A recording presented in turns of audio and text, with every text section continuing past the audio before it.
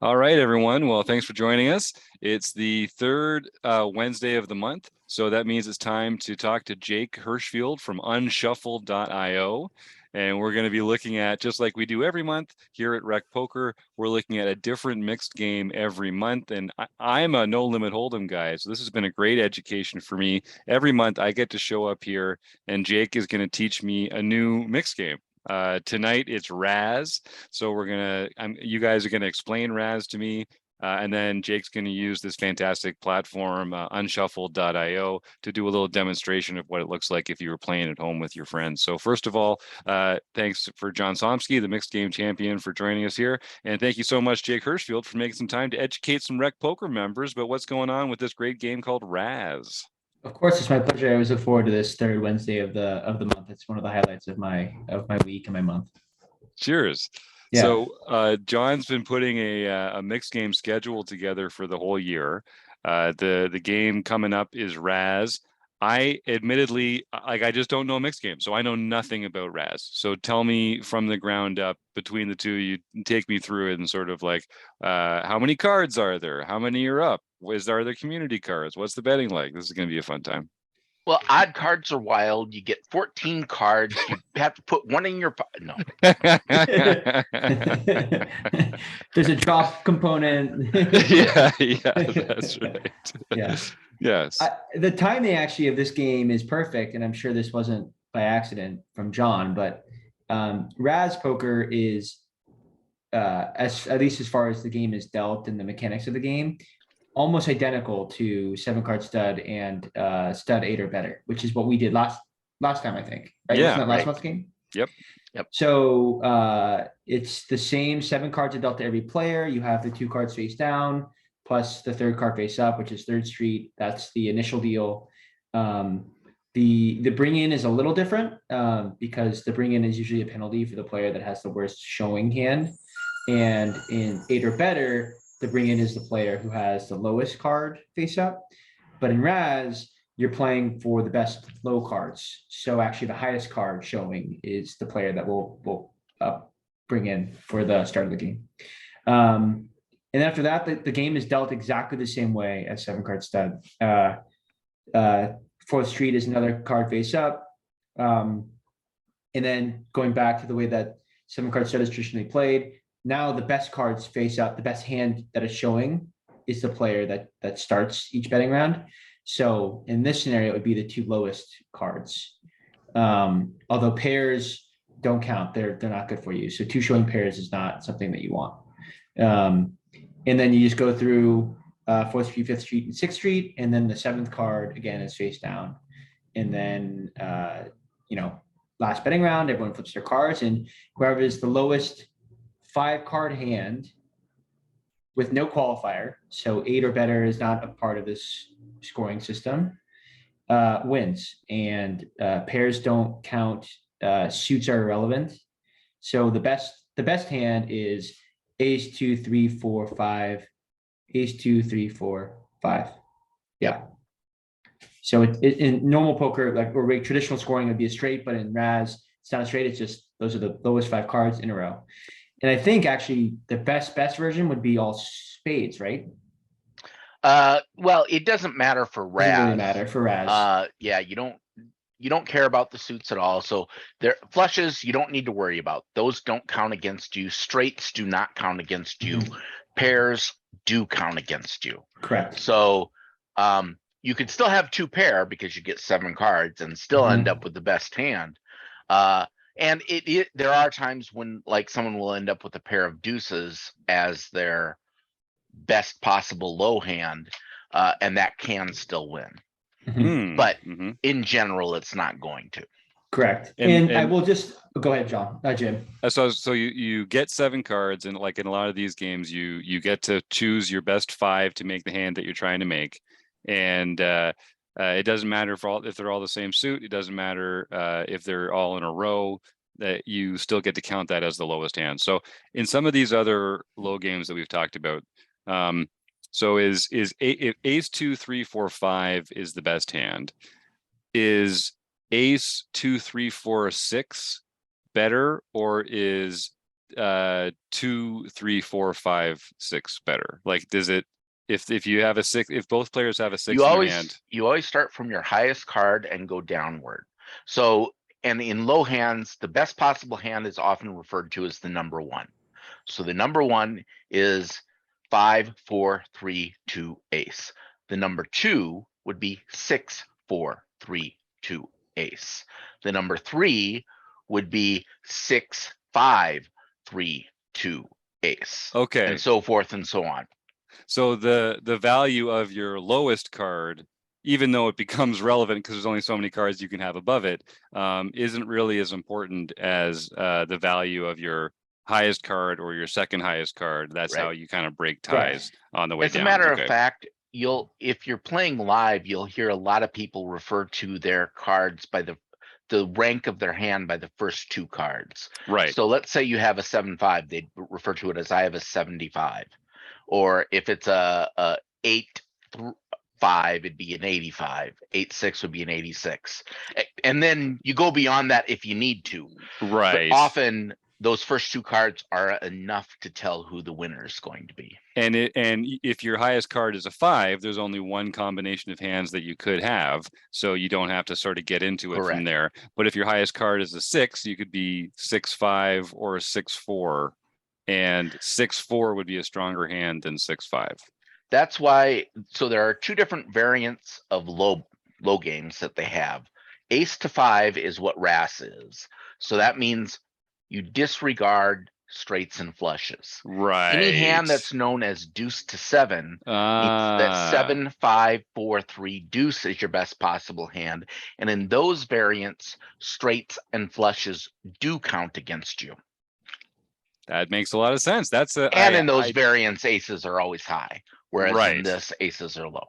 Interesting. Okay, so that's a really important distinction between the different kinds of low games that exist and how you might think you have a strong. So some of the strongest hands in RAZZ would actually not qualify for a low hand in those other games because some of them would be like a wheel straight or that sort of thing. Or I guess you're saying aces are high, so But there have been a number of times playing deuce to 7 low ball, I've ended up with a 65, and that's 6 deuce straight and just have nothing. Good point. Okay, well that's very cool. So I know we're gonna do a little demonstration of the hand, but before we do, so what? This isn't a draw game, so you never get to throw away cards. You just get to accumulate them street by street as you go. In the first betting rounds after on 3rd Street. So is it just as simple as hoping you get a bunch of low cards? Is there anything else that you should be kind of paying attention to, or like what would be a good hand other than just having a bunch of cards that are unpaired and lower than a 7, for instance? Well, I'll let John speak more to the strategy because I haven't played a lot of this recently, but I will say similar to 8 or better, this game's traditionally played as a fixed limit game or a limit game. So that has an enormous impact on the strategy, as it always does in any of these types of games. Obviously it's a lot about what's showing. I mean, you can tell a lot about what everyone's got. More than half of their cards are face up by the end of each hand. So, that just plays an enormous role in how you decide what to do and when to do it. John, I've, at least in the times that I've played it, stealing the bring in is sort of a big part of this game where, the bring in player might be showing a high face card and all the players have folded to the player last to bet before the bring in. And maybe that player doesn't have good cards, but because the bring in player has a high face up card, they likely aren't going to be able to keep playing. So that player, it's in their advantage to try and steal that bring in. Yeah, in RAZZ, just like Jake mentioned, the up cards are crucial. It's one of the few games that I have played where someone has been betting into me when I know I have them board locked, meaning with the cards they're showing and the cards I'm showing, there is no way they could possibly have a better hand than I have. And it's one of the very few times you can actually see that. That's also why the up cards are so crucial here. There can be a lot of bluffing in RAZZ. There are 5 betting streets, so there's lots of time to get that betting in. So you need to think about folding. And just like other stud variants, the first 2 rounds are the small bet. The last 3 rounds are your big bets. So if your hand looks better than the others, I mean, I've had times where I've been given rolled up aces and I ended up just bluffing the hand and winning it. Now, that is not a suggestion. I managed to do that despite the fact that I had a horrible hand, but both my opponents were showing like a 9 or a 10, something like that. So it gave me plenty of opportunity to bluff at it in that particular case. Yeah, even just talking about it here generally, I can tell immediately that it's actually not even really about making the low hand invisibility. It's really about finding the players that are disqualified essentially from competing for the low by the up cards. And so that's a great way to be able to apply some pressure. If you've got some high cards down, that can still instill a lot of fear in your opponents if you've only got the low cards up.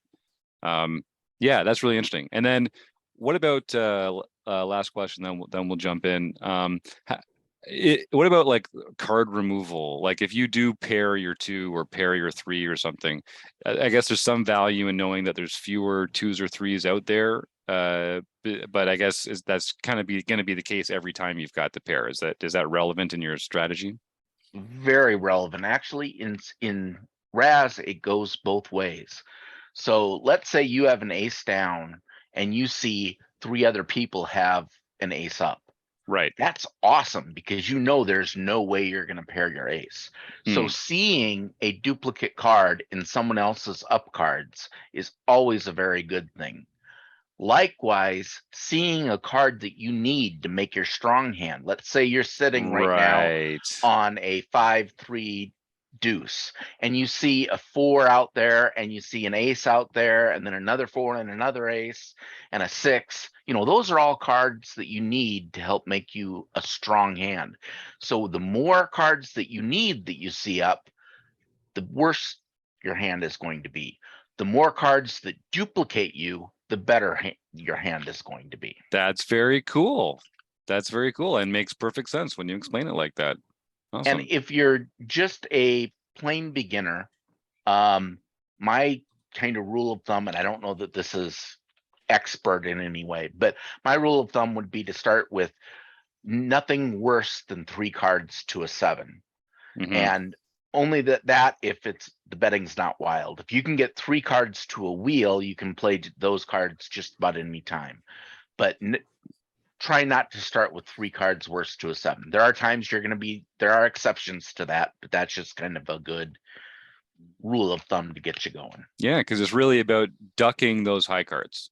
Like that's really, and then all that's left is low cards. So you can think about it either way, but ultimately it's about avoiding those negative events. That seems like that's really crucial. Another thing to remember is that your opponents only see your up cards. Right. So if you happen to pair one of your down cards, but your board looks better than your opponent's board, you should continue to bet because they very well might fold. They don't know that you've paired your down card. Yep. Likewise, if they are betting very strongly on their hand and they get a very good card, then it's more likely that paired them. Yeah. You know, if they're sitting there with the 3 high and they draw an ace or a deuce and they were really pushing action more so than usual, then there's a higher probability that paired them.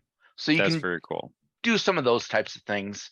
RAZZ is actually one of the stud variants. It's probably my favorite stud variant. It's just it's fun. I love it. Well, Jake, so you created this fantastic platform, unshuffled.io. It's free to join. People can play for real money prizes, in some cases some real money prizes, and compete with other players from around the world. I know a lot of players like playing No Limit Hold'em and your challenges and that kind of thing, but what drew us to you was how cool the mixed game function was, how you can teach Unshuffled to play your own crazy screwball mixed games and that kind of thing.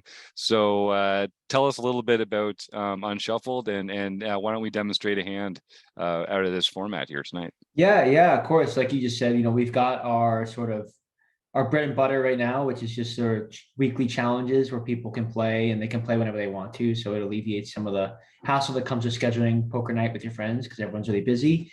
And we also have our Unshuffled Cup season, which is every Tuesdays we host this online tournament where people can play for free and everyone plays the same cards, so we can evaluate which player is the best based on how they play each hand.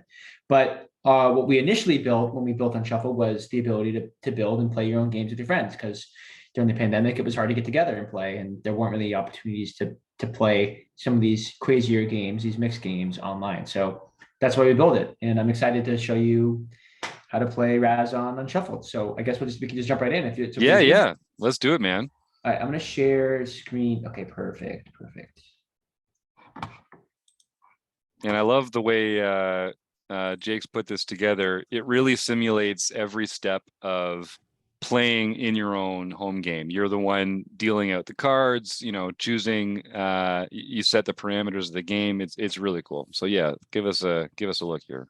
Sure. So we're gonna go ahead and create a template today.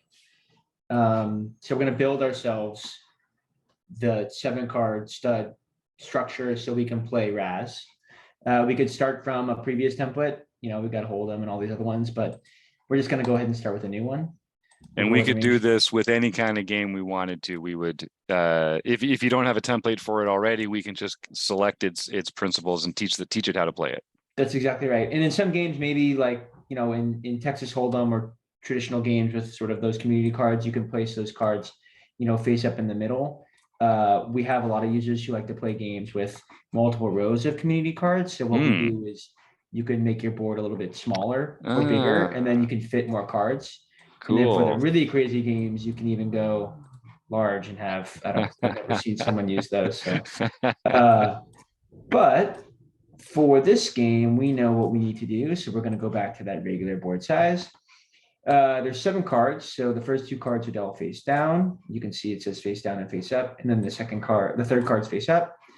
And then there's 4th Street, 5th Street, and 6th Street, all face up. And then 7th Street is face down. So we double check, down, down, up, down.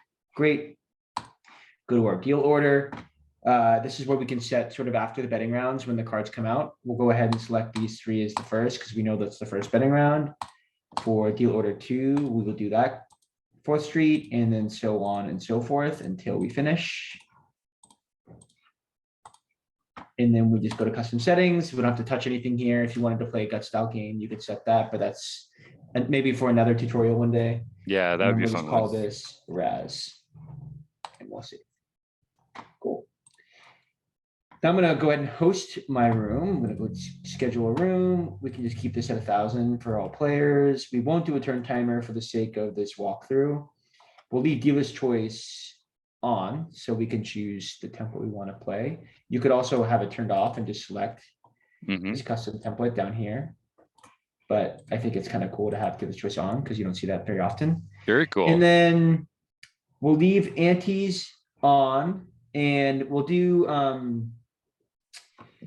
that's one thing. There's no blinds in this one, right? Because it's got to bring in instead. So there's no dealer button. There's no small blind or big blind. It's all based on the hand ranking of the first street or third street. Yeah, that's right. And so for this example, we'll do a 10-20, 10 small bet, 20 big bet. So John, for that, typically would you do just like a one chip ante? Yeah, I think that sounds about right. 1 or 2. Yeah. So we'll just leave it at 1. Of course, you could do whatever you wanted, but that's, I think, pretty standard. And then we'll go ahead and click play now. We've got this room link here, which we can copy and share with people, or we can just join the room and then people can use the room code to get in. So I'll go ahead and get in here with 2 other players. And you're hosting the game, so you've kind of set this up. You've got your account already. But your friends, if you wanted them to play, they could just click on that link and join you immediately, right? They wouldn't do they have to go through any steps in order to get signed up or anything, or they can just come play with you right off the bat? Nope, they can come and play right off the bat. And we have actually a guest feature. So if you don't want to create your account, you're setting up the game and then people have to go through the account registration stuff, that can sort of be a bit of a hassle. So instead, players can just play with a guest user, and then they can create their account afterwards if they want to host their own rooms. Cool. So it's a nice way. So this player is playing as a guest, and you'll see when he comes in, he'll have some kind of fun name. In this scenario, it's Hey, Lufferson. I like that one. That one was right up my alley. It is right up your alley. And I'm gonna join. We actually also have mobile apps, so I'm joining from one player from our mobile app. Cool. And, this player is Unshuffled guy. Nice. So, all right, so we'll go ahead and start the game. So here, I'm going to turn everything off really quick, just for the sake of our own ears. Yeah. You can see my little screen there. It's got the video going. Yeah, I love how you get that kind of, it's like a social element to this where you can see each other and talk to each other while you're playing. It's just like it's in your, it's just like it's in your living room. I really love the way you put this together. Thank you. Thank you. All right, cool. We're all set. We'll go ahead and go start hand. I'm the dealer, so I get to choose the template. And you can see we've got all these other games as well. And you'll see we've got all these other options. These are games that other people have created in our room. So whenever room you're in, you have access to everyone's templates, not just the ones you've created. Super cool. And we'll go ahead and click RAZZ, and we'll click load. And there we go. We've got our game started. And you can see, we've got the 2 cards face down, the 3rd card face up, everyone's anteed, and it's now is the time for the bring in. Now, John mentioned earlier, suits don't matter in this game, and that's true. The only scenario in which they would matter is if this player is going to be the bring in because queen is the highest face up card. But in a scenario where this player and this player both had queens facing up, they would sort of be tied as far as the worst showing hand. So in that scenario, you would actually go reverse alphabetical order for the suit, and you would choose that player first. So in this scenario, let's just say this was a queen of hearts. Spades is first, hearts would be second. So this player would actually go, and then it's diamonds, and then it's clubs. Cool. But that's not the case. We don't have to deal with that. A little confusing. So no, good to know though. It's it's going to come up on someone's first time, right? Yep. So we'll go ahead and select the player to go first. And we've got JH, which is this player, and this player will go. Right. So the bring in, similar to 8 stud, 8 or better, the bring in is typically half of the small bet, although that player does have the option to complete the bring in if they want to. So queen showing, probably not going to want to do that. So we'll go ahead and bet half of the small bet, which is 5. And do they have the option to check, or do they have to The bring in is a forced bet. Okay, great. So yeah, Jake, while you're getting that account set up again here, we'll just talk about that a little bit. So they don't have the ability to check. They can post essentially 1 small bet or half a small bet. Correct. Okay. Correct. And the next player to act, if they decide to raise, their raise is called if they do the half bet, the raise is called the complete, and they can only raise to 1 small bet. Interesting. Whereas if the first player decided to complete all the way to the small bet, then the next raise would be another small bet on top of it. Interesting. And then are there typically, I know there are, how many bets are typically allowed per bet, or how many raises are typically allowed per betting round? It varies casino by casino. It's typically either 4 or 5. Okay. So I guess it matters a little when it comes to pot geometry, how much that first bring in is. If it's half a bet, it changes the ability for that betting round for the pot to get up by essentially by a full bet size. Right. Yeah, because the last one would be a full bet size. That's interesting. So is there a strategic element to doing a half bring in because you can then raise it if someone raises you. I mean, I guess you could always reopen the betting if someone raised. So is there ever an element to like having a balanced half bring in strategy? In RAZZ, the cards are pretty much face up. If you're bringing it in, typically it's not a good thing. Good point. So you Good point. typically want to bring it in for low. I mean, it's not like you could have rolled up deuces, which would make you bring it in stud high, but you still have a really strong hand. So less of that happens. However, let's say you're sitting on a 3 or a 4, any up card that's a wheel card that happens to be the highest. If you have a really strong hand, you could consider completing. Yep. In general, generally I don't, unless we're short-handed, because just for balance reasons, it's hard to get the right balance. Yep. And I guess you might also, depending on if your opponents, even if you've got a queen, but your opponents have, they each have a jack or something, you could do a full bring in there just to make it more expensive for them to come along and essentially like bluff them out, because you could pretend that you've got 2-3 underneath and they're just more likely to have a worse hand than that. Yeah. Okay. That's kind of interesting. All right, Jake, you got us back in here. Believe it or not, it wasn't anything to do with our connection. One of my computers said it was 34%. It's an old computer and it just died. Oh no! So I've got so much empathy for you right now. I just replaced my computer. All right. I reset the hand, so we're gonna start over really quick, but we didn't get very far, so it's all right. So we're gonna redo the bring in. We'll go ahead. We'll select this jack, which happens to be JH. Right. This player is now the bring in. We'll go ahead and just do the 5 again because we're not super happy with our cards.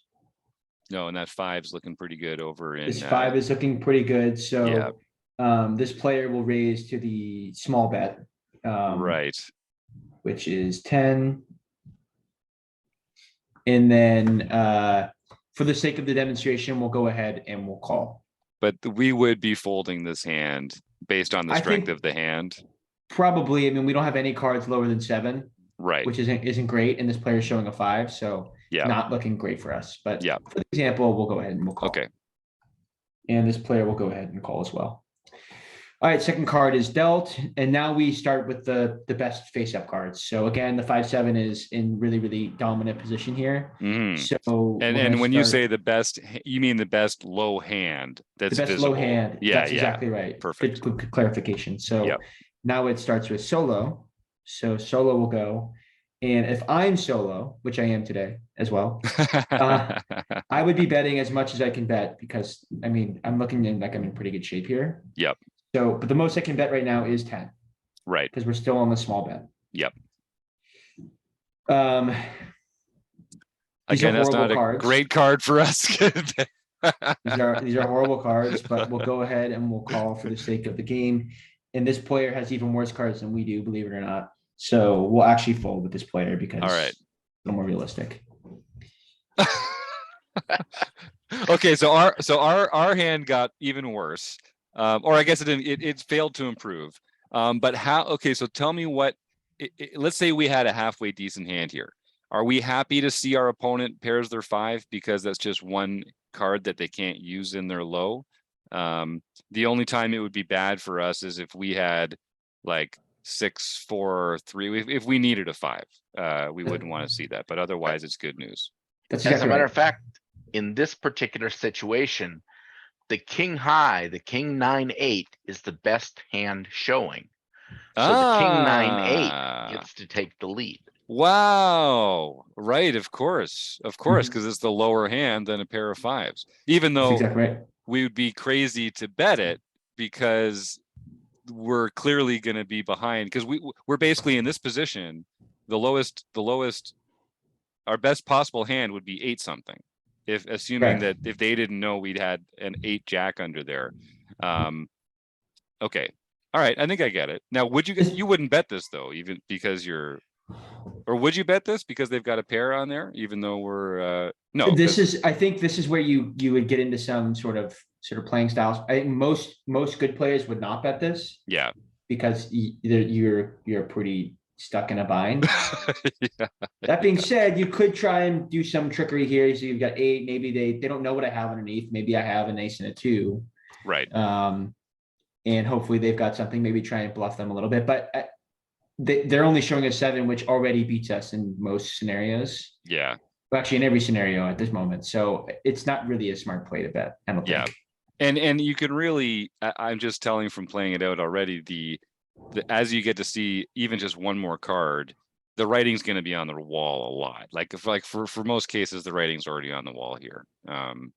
So yeah, this is very interesting. And the other thing is now it's a big bet, so they actually get to start applying some pressure. So I wonder what percentage of folds happen on Fifth Street. It feels like it must be a lot. A lot of the hands don't get past Fifth Street, if I had to guess. Yeah, particularly because Fifth Street goes from the small bet to the big bet. So if you're going to fold the hand, that's a good opportunity to fold it before you put in any big bets. So you can get a little speculative on Third and Fourth Street, even because there's still so many cards to come. But you're running out of opportunities when you get to Fifth Street. That makes a lot of sense.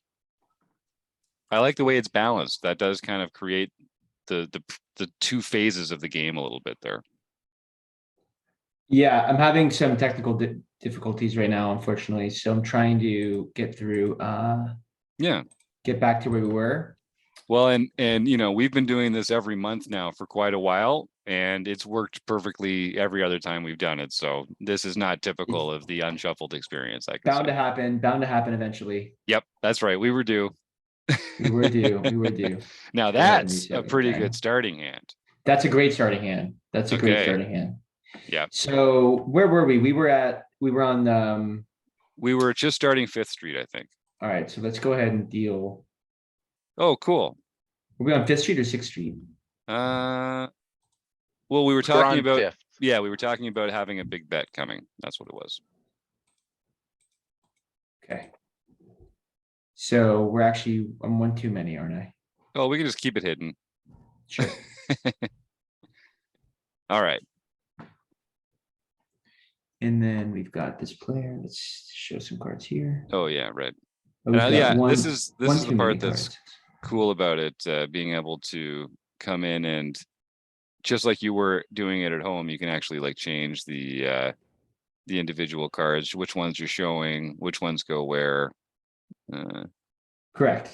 Yeah, that's fun. So you can kind of pick and choose which cards in the scenario. Since we had a little technical difficulties, we're just going to show a few cards. Yeah. This player, we're going to fold, actually. I'm just going to sit them out because they're not in the hand anymore. There you go. And that dealt another card for some reason. All kinds of issues right now. I apologize. Yeah, there we go. We get to show off the abilities of Unshuffled. I mean, it's I keep harping on it, but it's impressive how you can manipulate every aspect of it, like you would have to do to play some of the crazy, wacky games that come up in these situations.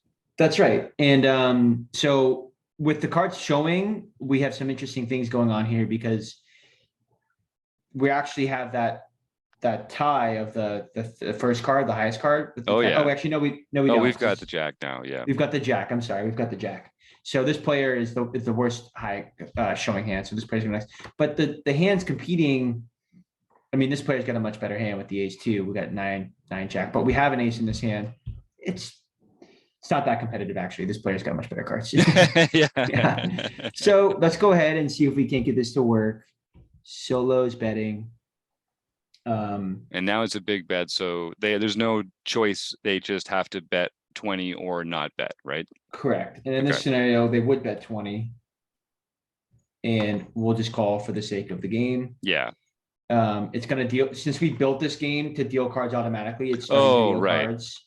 So I'm just going to go ahead and move that card back into the pile and that card back into the pile for the sake of the demonstration. So normally you would deal the Sixth Street, which is this card here. So we can go ahead and select cards to show. We'll just show this card again. Yep. And then in this scenario, we'll select cards and show Sixth Street. Great. And then we would do another betting round. nothing has changed as far as who's going first. So we would start with Solo again. Yep. And Solo would, let's just check for the sake of getting through this. And again, it's going to deal an extra card, which we don't want. So we'll throw that away. Throw that away. Cool. And then we get this one down. And then we're done. And then we would bet final betting round. So for the sake of not having to deal another card because we had dealt it earlier, we won't do the final betting round. Right. But what you can see is we've got ace, 9, 10, jack, ace, all suited actually, which is kind of interesting. Against ace, 10, 9, deuce, ace. I mean, we don't really have anything. Our lowest card is a 10, right? Ace, 7, 8, 9, 10. Versus we can show our hands actually at this point. Sure. Versus our opponent who's got a speed with 5 high.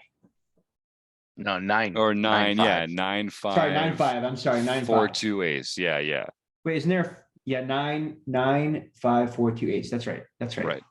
So this player wins the hand. We go ahead and end hand. We would select the winners, and we would select this player. One of the nice things about Unshuffled, you can actually select more than one player, and you can distribute separate pots. So right. We're playing a low game, like a high-low game. You need multiple pots. You can select multiple people and go ahead and do that. So at that point, we just distribute the pot, and then again, we're dealing extra cards, but the next hand would begin, and then the players would choose. Yeah. Cool.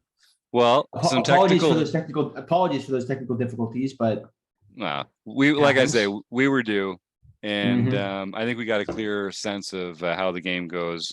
And yeah, so I can see why this is a fun game. I think I always enjoy these games where the up cards are obviously very important. Like I think I might be a closet 7-card stud fan.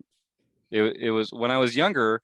We only ever, growing up on playing with matchsticks and penny ante, we'd play like 5-card draw and 7-card stud. And those were the only two kinds of games that were played in my family. So I don't know. Like I like the idea of having those up cards. I can see how that adds a really interesting element when they're not community cards.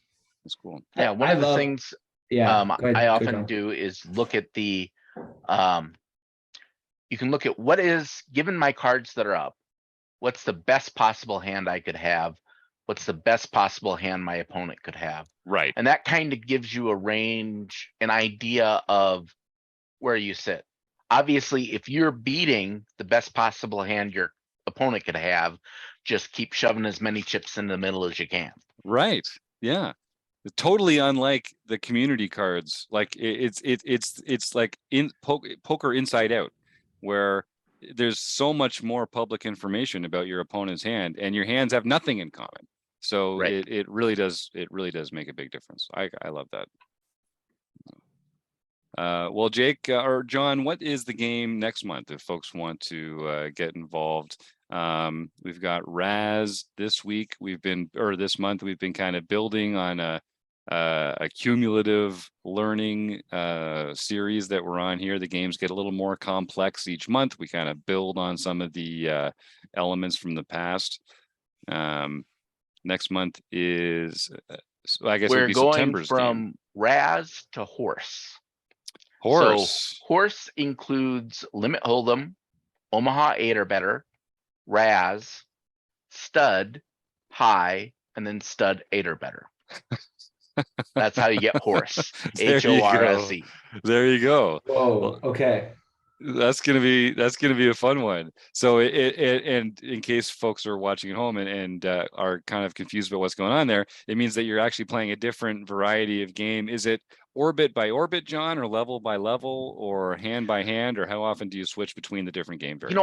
I don't remember how PokerStars does it. Typically, when you play it live, what they will do is you will play 8 hands of a variant before you switch games. Okay. And then the levels will go up, every half hour. So the size of the blinds will go up based upon time, the game will change based upon number of hands.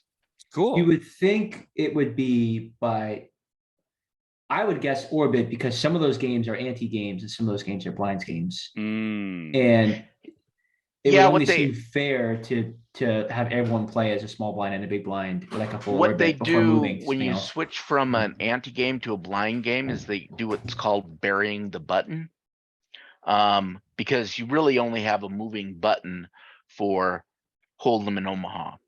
And then what the dealer does when you switch to RAZZ, then they move the button, they bury it next to that player's cards, and then when we get back to Hold'em, that's where the button resumes. That, Of course. that is a simpler solution.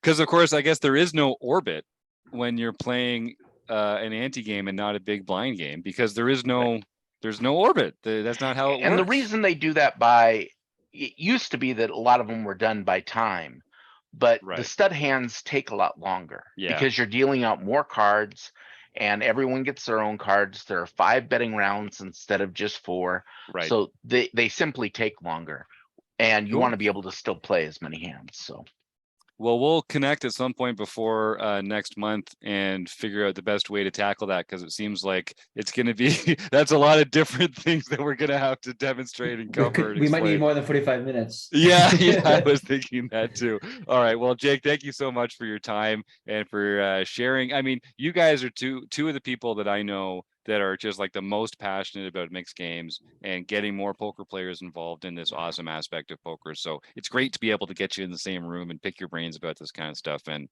yeah, just thanks so much for coming and educating some of our members. I can't wait to see what we have in store. It's my absolute pleasure. And next time, hopefully we won't have any of those little technical issues, and we'll be able to get through this, even if it takes us 3 hours.